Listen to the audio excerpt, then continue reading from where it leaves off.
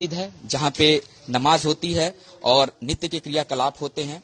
दूसरी तरफ अगर इस गली की मैं बात करूं, जो ये घर है इसको अब ये लोग बेचना चाहते हैं। तुलसी नगर की अगर मैं बात करूं इस इलाके की, तो जो यहाँ पे आबादी है मुस्लिम परिवार की या हिंदू परिवार की, उसमें 10% से कम हिस्सा हिंदुओं का है।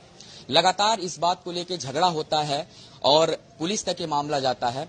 अब स्थिति ऐसी हो गई है कि ये जो परिवार है पलायन करने पर मजबूर हैं। एक बार मैं कहूंगा दिखाएं, ये जो ताले लगे हुए हैं घरों पे, किस तरीके से ये ताले लगा करके ये लाइन से आप देख सकते हैं, 1 2 3 4, ये चारों ही घर पे दरवाजों के बाहर ताले लटके हुए हैं और साफ पोस्टर लगा हुआ है कि ये मकान बिकाऊ है।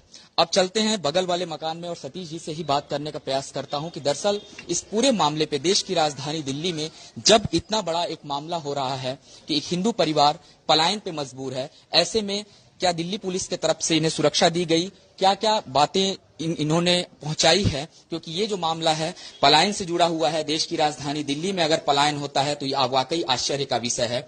ये परिवार है, देख सकते हैं अपने घर का ये जो सामान है ये इधर इन्होंने शिफ्ट कर लिया है, सामान ला करके यहाँ पे रख लिया है और एक डर इन लोगों के अंदर है, इसीलिए अब ये घर को बेचना चाहते हैं। मेरे साथ बातचीत करने के लिए मौजूद है उनके भाई। ये बताइए, बगल के मकान पे आपने लिख रखा मकान बिकाऊ है, ये इतना डर और खौफ क्यों है देश की राजधानी दिल्ली में?